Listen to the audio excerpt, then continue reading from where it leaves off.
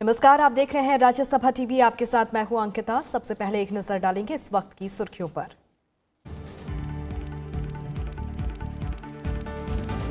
Corona virus संकट से कारोबार पर असर के आकलन के लिए वित्त मंत्रालय की विभिन्न मंत्रालयों के सचिवों के साथ बैठक आज। प्रधानमंत्री कार्यालय के परामर्श से स्थिति से निपटने के लिए कदमों का होगा ऐलान। उत्पादों की कीमतों में बढ़ोतरी नहीं होने का वित्त मंत्री ने दिलाया भरोसा।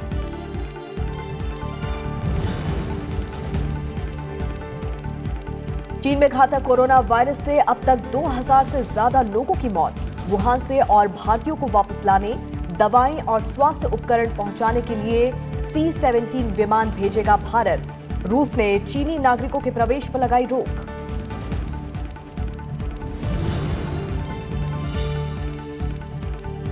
जम्मू कश्मीर में सुरक्षा बलों को बड़ी कामयाबी। पुलवामा जिले के त्राल में मुठभेड़ के दौरान 3 आतंकी ढेर। सुरक्षा बलों ने इलाके को घेरा, सर्च ऑपरेशन जारी।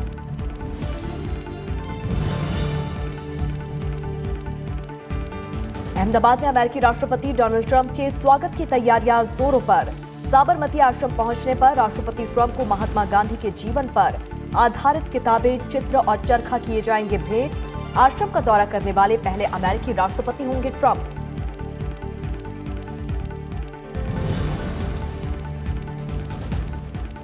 खेल और खिलाड़ियों को बढ़ावा देने पर केंद्र सरकार का विशेष जोर। राज्यसभा टीवी के साथ खास बातचीत में केंद्रीय खेल मंत्री ने कहा, राज्य सरकारों से खेल और खिलाड़ियों को प्रोत्साहित करने के लिए अपनी खेल नीति के साथ किया आमंत्रित। चीन में फैले कोरोना वायरस के बीच कारोबार पर असर के आकलन के लिए वित्त मंत्रालय आज विभिन्न मंत्रालयों के सचिवों के साथ बैठक कर रहा है। बैठक के बाद प्रधानमंत्री कार्यालय के परामर्श से स्थिति से निपटने के लिए कदमों की घोषणा की जाएगी। इससे पहले कल कोरोना वायरस की वजह से भारत में कारोबार और उद्योग पर पड़ रहे असर और इसकी वजह से हुए व्यवधान का आकलन करने के लिए वित्त मंत्रालय ने एक अहम बैठक की। वित्त मंत्री ने कहा कि सरकार कोरोना वायरस के उद्योग जगत पर पड़ने वाले प्रभाव से निपटने के लिए जल्द ही उपायों की घोषणा करेगी। केंद्रीय वित्त मंत्री निर्मला सीतारमण ने बैठक में संबंधित पक्षों के साथ आयात निर्यात पर पड़े असर की समीक्षा की। इसमें ऑटो, दूरसंचार, इलेक्ट्रॉनिक, टेक्सटाइल, फार्मा और रसायन क्षेत्र के प्रतिनिधि मौजूद थे। बैठक के बाद वित्त मंत्री ने कहा कि कोरोना वायरस की वजह से कच्चे माल की सप्लाई और आयात निर्यात पर पड़ने वाले असर का समाधान निकालने की कोशिश कर रहे हैं। For instance, manufacturing sector who depends on raw material to come from China are worried that some of them have been receiving their stocks, but because the necessary paperwork is not coming from China, their stocks are being held here in the ports. The request was, can customs take a self-declaration or some kind of a statement from them and release the stocks? That could be one of the things which came up for a manufacturing company. There was also this question of many others saying, can we look at other sources of sourcing of raw materials, on which the industry together with the CII and FICCI and so on will be talking with the concerned ministries. वित्त मंत्री निर्मला सीतारमण ने कहा कि सरकार जल्द ही घरेलू उद्योग पर कोरोना वायरस से प्रकोप के प्रभाव से निपटने के उपायों की घोषणा करेगी। उन्होंने कहा कि दवाओं या चिकित्सा उपकरणों की कोई कमी नहीं है। फार्मा उद्योग ने कुछ वस्तुओं के निर्यात पर प्रतिबंध हटाने के लिए अपनी बात कही है। जहां तक मैंने सुना आज ऐसे कुछ नहीं है। ऊपर से मैं ये भी ऐड करूं, मेडिकल डिवाइसेस मैन्युफैक्चरिंग वाले ये भी मांग रहे थे कि एक्सपोर्ट बैन को हटा दो, जिससे क्योंकि 2 फरवरी को एक ऑर्डर निकाला, समटाइम 31 जनवरी को जो ऑर्डर था सबको रोकने के लिए, एक्सपोर्ट ना करने के लिए, उसको बदलते हुए फरवरी में एक ऑर्डर आया जिससे कम some items can be exported. उसको बढ़ाने के लिए मांग है कि और भी आइटम उसमें जोड़ो जिससे हम और एक्सपोर्ट कर पाएंगे। सो शॉर्टेज का विषय नहीं है, कैपेसिटी है, माल है, उसको बेचने के लिए, एक्सपोर्ट को रिलैक्स करने के लिए डिमांड था। इस मामले में और अधिक जानकारी के साथ हमारी संवाददाता कृति मिश्रा इस वक्त हमारे साथ फोन लाइन पर मौजूद हैं। कृति, वित्त मंत्री निर्मला सीतारमण विभिन्न मंत्रालयों के सचिवों के साथ आज बैठक कर रही है और चीन में कोरोना वायरस के बीच आयात और निर्यात की चुनौतियों को लेकर खासतौर पर फोकस रहने वाला है? क्या कुछ अपडेट, क्या कुछ जानकारी मिल पा रही है? जी हाँ, देखिए अंकिता, कल जो मुलाकात हुई वित्त मंत्री के, चाहे वो बैंकिंग के हों, इंश्योरेंस के हों, फार्मास्यूटिकल के हों, पेट्रोकेमिकल के हों, उनके रिप्रेजेंटेटिव्स के साथ मुलाकात हुई और लगातार बात सामने यही आई कि किस तरह से जो पोर्ट क्लियरेंसेज हैं उसमें दिक्कत आ रही है, क्योंकि जो पेपर वर्क है वो नहीं हो पा रहा है। तो इस पर सरकार ने भरोसा जताया था कि कुछ कदम उठाए जाएंगे और साथ ही ये निश्चित किया जाएगा कि किस तरह से कस्टम क्लियरेंस जितना भी कंसाइनमेंट है उसको मिल सके। देखिए, अगर हम आयात निर्यात की बात करें तो भारत का चाइना दूसरा सबसे बड़ा ट्रेडिंग पार्टनर है और 2018-19 की बात करें तो भारत का जो टोटल इंपोर्ट था उसमें चाइना की हिस्सेदारी 13.7% थी और वहीं जो टोटल एक्सपोर्ट था उसमें चाइना की हिस्सेदारी 5.1% थी। तो बहुत बड़ा ट्रेडिंग चंक जो है वो चाइना पर निर्भर करता है, चाहे फिर वो मोबाइल गैजेट्स हो या फिर फार्मास्यूटिकल हो, सोलर एनर्जी हो, रिन्यूएबल एनर्जी हो। तो आज सचिवों की बैठक है और उम्मीद है कि सरकार सामने कोई रोड मैप लाएगी जिससे इन सारी परेशानियों का हल निकल सके। अंकिता। चलिए कृति, बहुत बहुत शुक्रिया इस तमाम जानकारी के लिए। भारत में चीन के राजदूत सुन वुदांग की कोरोना वायरस से निपटने के लिए चीन की प्रतिबद्धता जताई है और उन्होंने कहा है कि चीन ने 80 बिलियन RMB आवंटित किया है। चीन के पास पर्याप्त संसाधन और उपकरण हैं। साथ ही महामारी के बाद आर्थिक उतार चढ़ाव से निपटने के लिए भी इंतजाम किए गए हैं। उन्होंने कहा है कि हुबेई प्रांत के बाहर कोरोना वायरस के मामलों में तेजी से कमी आई है। The National Health Commission sent 217 medical teams with more than 30,000 medical staff and 3 mobile P3 laboratories to support the medical treatment in Hubei.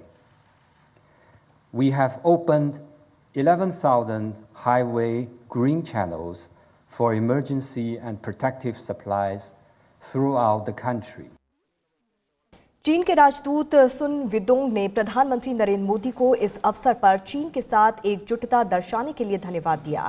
खासतौर पर प्रधानमंत्री नरेंद्र मोदी के चीन को मदद की पेशकश और चीन के राष्ट्रपति शी जिनपिंग के पत्र का जिक्र करते हुए उन्होंने आशा व्यक्त की कि भारत कोरोना वायरस की वजह से चीन के साथ व्यापारिक संबंधों में कमी नहीं लाएगा।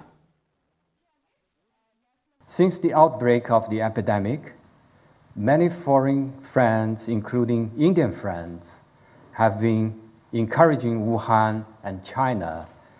And they say, stay strong Wuhan and stay strong China, as you have just done. So we thank you for this, and we have full confidence to win this battle. चीन के वुहान से भारत लौटे सभी लोगों को अंतिम जांच में कोरोना वायरस से संक्रमित नहीं होने पर छुट्टी दे दी गई है। आज बचे हुए आखिरी बैच को दोनों कैंपों से छुट्टी दे दी गई। वुहान से 658 भारतीयों के दल को लाया गया था, जिनको ITBP और भारतीय सेना की देखरेख में अलग अलग केंद्रों में रखा गया था। छुट्टी देने की प्रक्रिया सोमवार से शुरू हुई थी। ड्यू प्रिकॉशंस जो भी हम ले सकते थे वो हमने लिए। ड्यू प्रिकॉशंस में पूरा जो अंदर फोमाइट्स था, हमने जो कपड़े थे, इनके बेडिंग, ये सब इनके हमारे पास स्टीम डिसइंफेक्टर थे। तो which generated steam is at 100+ degrees, the invisible part of the steam.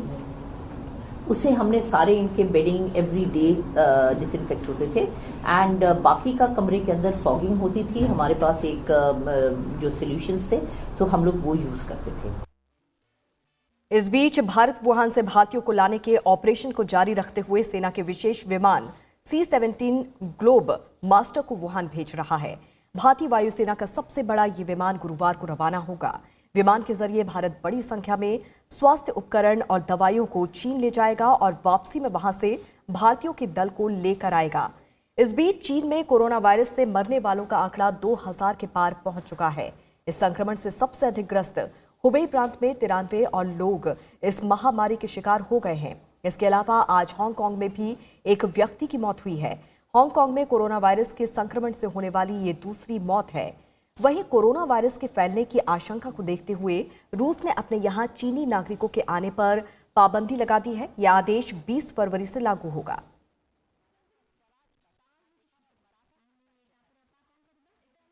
Jammu Kashmir के त्राल में सुरक्षा बलों और आतंकियों के बीच मुठभेड़ में सुरक्षा बलों ने 3 आतंकियों को ढेर कर दिया है। देर रात सुरक्षा बलों को इलाके में आतंकियों के छिपे होने की सूचना मिली, जिसके बाद तीनों आतंकियों को ढेर कर दिया गया। इस दौरान काफी देर तक फायरिंग चलती रही। आतंकियों के पास भारी मात्रा में हथियार मौजूद थे, जिससे कि वो लगातार फायरिंग कर रहे थे। अभी भी इलाके में सर्च ऑपरेशन चलाया जा रहा है। ऐसा माना जा रहा है कि शायद कुछ और आतंकवादी छिपे हो सकते हैं।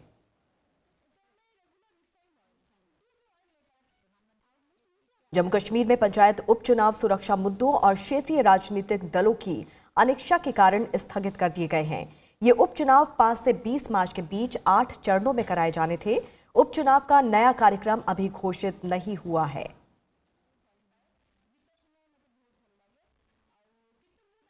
राष्ट्रपति के सचिव संजय कोठारी को देश का नया मुख्य सतर्कता आयुक्त बनाया गया है। प्रधानमंत्री नरेंद्र मोदी की अध्यक्षता में एक उच्च अधिकार प्राप्त समिति द्वारा कोठारी को नए मुख्य सतर्कता आयुक्त के रूप में चुना गया है।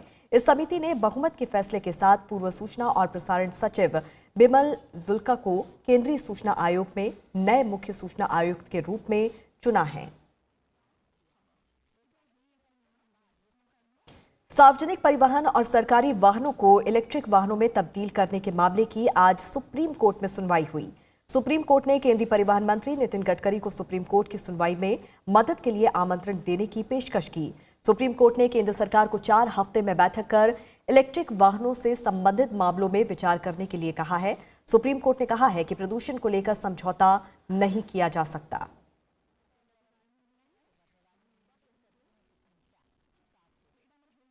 सुप्रीम कोर्ट ने फैसला दिया है कि अधीनस्थ न्यायपालिका सेवाओं का सदस्य सीधी भर्ती के माध्यम से जिला न्यायाधीशों की नियुक्ति के लिए पात्र नहीं होगा। न्यायमूर्ति अरुण मिश्रा की अध्यक्षता वाली पीठ ने कहा कि जिला न्यायाधीशों के पदों के लिए नियुक्तियां उन वकीलों के लिए सीमित हैं जिनके पास बार काउंसिल में निरंतर अभ्यास का न्यूनतम 7 साल का अनुभव है।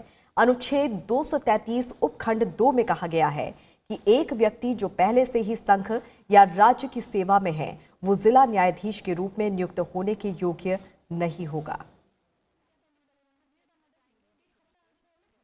अमेरिकी राष्ट्रपति डोनाल्ड ट्रंप को 24 फरवरी को साबरमती आश्रम के दौरे के समय एक चरखा, महात्मा गांधी के जीवन पर आधारित पुस्तकें और उनका एक चित्र उपहार स्वरूप दिया जाएगा।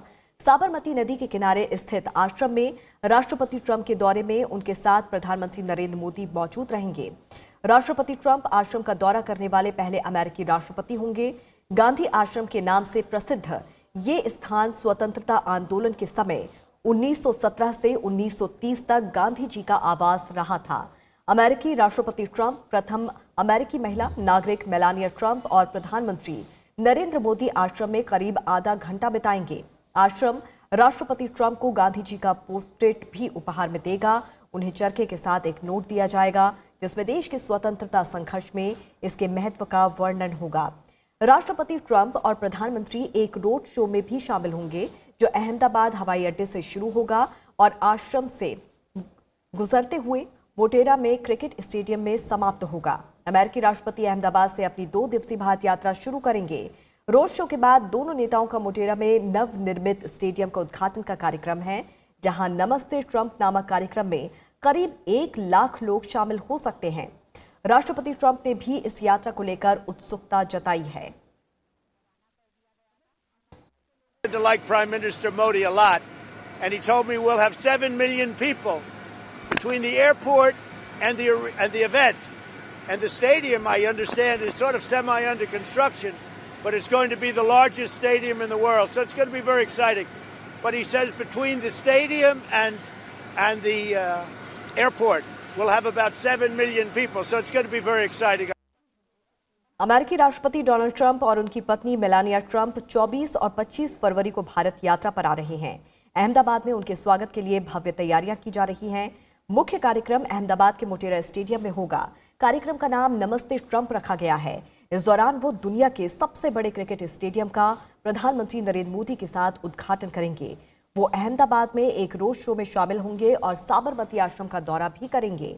वहीं ट्रंप के आगरा जाने का कार्यक्रम भी है। देश में कारोबार जगत को अमेरिकी राष्ट्रपति डोनाल्ड ट्रंप की यात्रा से काफी उम्मीदें हैं।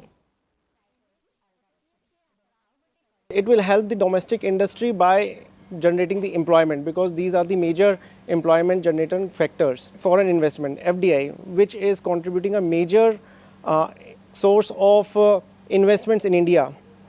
So I am expecting that e-commerce industry, another investments which are rooting in mutual funds or FPIs, I think that it will be a very win-win situation for both the countries. US is the one of the largest trading partner of India, and we are doing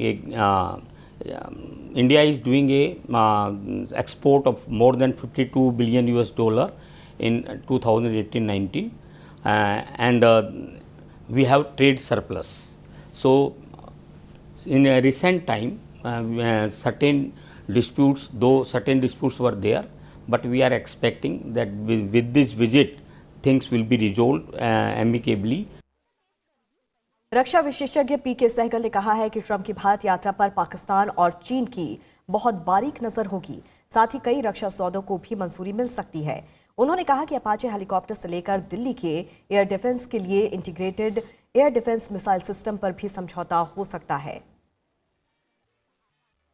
America Hindustan का साथ चाहता है, खास करके Indo Pacific area में। हम technology चाहते हैं, latest technologies at affordable cost. वो सिवाय अमेरिका के पास और कोई देश देने के लिए तैयार नहीं। रशिया देने के लिए तैयार है। रशिया से जो हम टेक्नोलॉजीज हैं वो अलग प्रकार की हैं। अभी तक अमेरिका नहीं देता था, लेकिन हमको देने के लिए तैयार हो गया है। और हम चाहेंगे कि ऐसी एग्रीमेंट हो जैसे रशिया के साथ ब्रह्मोस की थी, कि उनके बाद उसके माध्यम से हम हिंदुस्तान में वो चीज़ बना सकें, और अगर आवश्यकता हो तो दूसरे फ्रेंडली कंट्रीज़ को भी बेच सकें। मृदा स्वास्थ्य कार्ड दिवस आज मनाया जा रहा है। प्रधानमंत्री नरेंद्र मोदी ने 19 फरवरी 2015 को राजस्थान के सूरतगढ़ में मृदा स्वास्थ्य कार्ड योजना का शुभारंभ किया था। इसका उद्देश्य किसानों को हर 2 साल बाद मृदा स्वास्थ्य कार्ड जारी करना है, ताकि उन्हें अपनी जमीन में पोषक तत्वों की कमी का पता चल सके। मृदा स्वास्थ्य कार्ड योजना सरकार की अत्यंत महत्वपूर्ण पहल है। किसानों तक पहुंच वाली देश की अब तक की ये सबसे बड़ी योजना है। ये योजना उपज बढ़ाकर किसानों की अतिरिक्त आय सुनिश्चित करती है और साथ ही सतत खेती को भी बढ़ावा देती है। पिछले 5 साल के उत्पादन आंकड़े देखें तो प्रत्येक वर्ष उत्पादन बढ़ा है। नागालैंड में कृषि विज्ञान केंद्रों के सहयोग से सभी 11 जिलों में आज मृदा स्वास्थ्य कार्ड दिवस मनाया जा रहा है। देश में सभी किसानों को मृदा स्वास्थ्य कार्ड जारी करने के लिए राज्य सरकारों को सहायता देने की योजना भी शुरू की गई है। और अब बात पर्यावरण और जलवायु परिवर्तन को लेकर खास पेशकश की।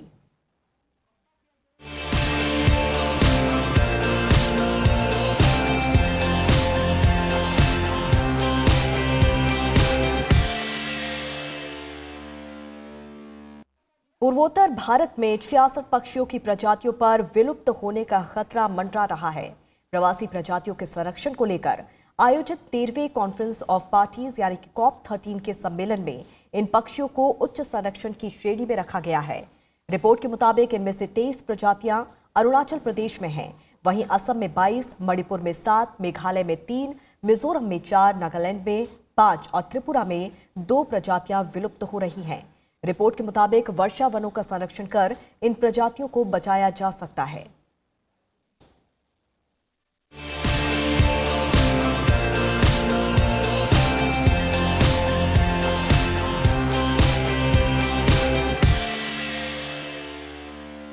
उपराष्ट्रपति एम वेंकैया नायडू को जनसंघ के संस्थापक पंडित दीनदयाल उपाध्याय के जीवन और कार्यों पर आधारित 15 वॉल्यूम की किताब भेंट की गई। उपराष्ट्रपति के आवास पर आयोजित कार्यक्रम में research and development foundation for integral humanism द्वारा ये किताब भेंट की गई। उपराष्ट्रपति एम वेंकैया नायडू ने राष्ट्र निर्माण के लिए पंडित दीनदयाल उपाध्याय के योगदान को याद किया। मंगलवार को उपराष्ट्रपति को पंडित दीनदयाल उपाध्याय के जीवन और उनके कार्यों पर आधारित किताब भेंट की गई। इस मौके पर उपराष्ट्रपति ने कहा कि पंडित दीनदयाल उपाध्याय ने राष्ट्र निर्माण के लिए अपना पूरा जीवन समर्पित कर दिया। उन्होंने कहा कि युवा पीढ़ी को इस किताब को पढ़ना चाहिए और उनके विचारों को आत्मसात कर देश के निर्माण में योगदान देना चाहिए।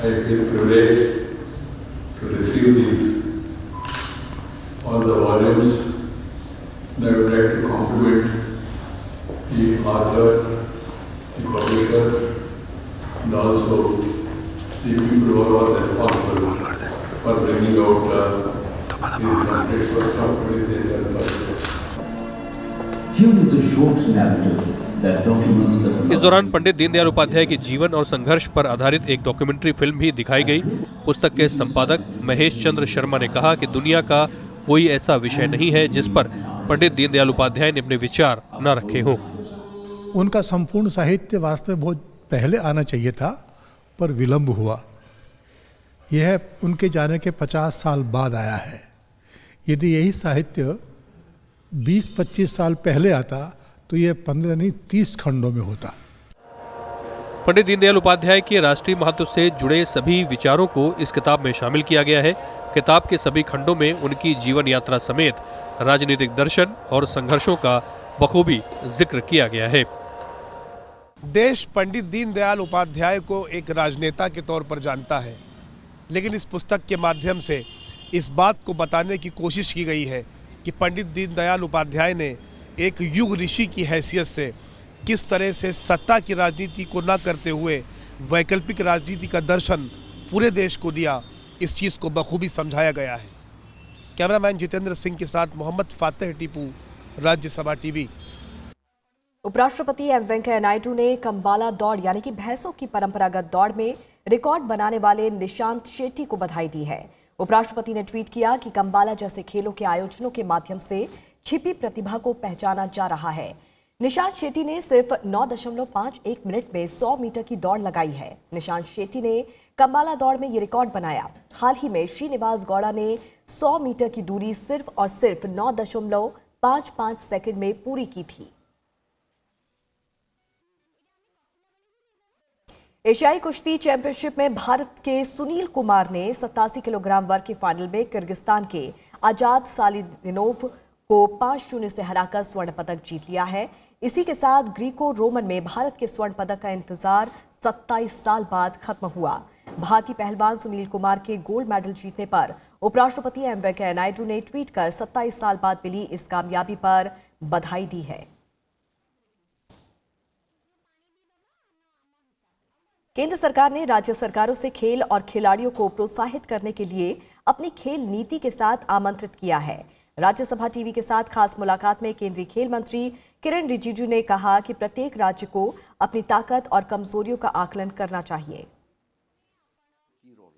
राज्यसभा टीवी से विशेष बातचीत में केंद्रीय खेल मंत्री किरण रिजिजू ने कहा कि केंद्र सरकार प्रत्येक राज्य और केंद्र शासित प्रदेश को अपनी क्षमता के अनुसार खेलों की पहचान करने के लिए कहेगी, जिसके लिए धन केंद्र सरकार की तरफ से मुहैया कराया जाएगा। Why only provide huge cash incentives after winning? Once you win means you are a star. You will get fund, resources, everything. That a person, a winner, deserves it. But to create champion is a crucial point. So that is why we are telling the state governments to choose a sport of their potential. खेल को राज्य सूची से समवर्ती सूची में स्थानांतरित करने के लिए सभी प्रदेश सरकारों से टिप्पणी मांगी गई थी। 13 राज्यों ने इसका समर्थन किया, वहीं 6 राज्यों ने इसका विरोध किया। We will treat each state as a country. So let's say that Madhya Pradesh concentrates in shooting or say football, something like that. So they will try to produce world champions from that state. And if you establish a world class athletic center, say in Patiala, so all other states will also send their players in that center because we can't be having world class center everywhere. खेल मंत्री ने ये भी कहा कि सरकार ने देश में एक स्पोर्टिंग पावर हाउस बनाने के लिए कुछ तंत्रों पर काम करने की कोशिश की है। प्रधानमंत्री नरेंद्र मोदी ने भी एक ओलंपिक टास्क फोर्स समिति का गठन किया है। कृति मिश्रा, राज्यसभा टीवी। छत्रपति शिवाजी महाराज की आज जयंती है। उनका जन्म 19 फरवरी 1630 को मराठा परिवार में हुआ था। उनका पूरा नाम शिवाजी भोसले था। दिल्ली में महाराष्ट्र सदन में छत्रपति शिवाजी महाराज की जयंती मनाई गई। राज्यसभा के सांसद सभाजी छत्रपति भी कार्यक्रम में शामिल हुए। इस दौरान लोगों ने छत्रपति शिवाजी के अदम्य साहस और वीरता पर छत्रपति शिवाजी को मराठा साम्राज्य का संस्थापक माना जाता है। दादोजी कोंडदेव से उन्होंने घुड़सवारी, तीरंदाजी और निशानेबाजी की शिक्षा दी है। शिवाजी ने मुगलों के खिलाफ जंग लड़ी और मराठियों के लिए अनेकों कार्य किए। छत्रपति शिवाजी को कुशल रणनीतिकार माना जाता था। युद्ध कला में उन्होंने कई प्रयोग किए, जिससे कई युद्ध भी जीते। महाराष्ट्र के मुख्यमंत्री उद्धव ठाकरे आज शिवनेरी किला जाएंगे और शिव जन महोत्सव में शामिल होंगे। उपराष्ट्रपति एम वेंकैया नायडू ने ट्वीट करके छत्रपति शिवाजी के जन्म जयंती के अवसर पर इतिहास पुरुष के जीवन और कृतित्व को नमन किया और उपराष्ट्रपति ने कहा कि देशवासी उनके अदम्य साहस, अनुकरणीय नेतृत्व, राष्ट्रनिष्ठा और सुशासन के आदर्शों से प्रेरणा लें।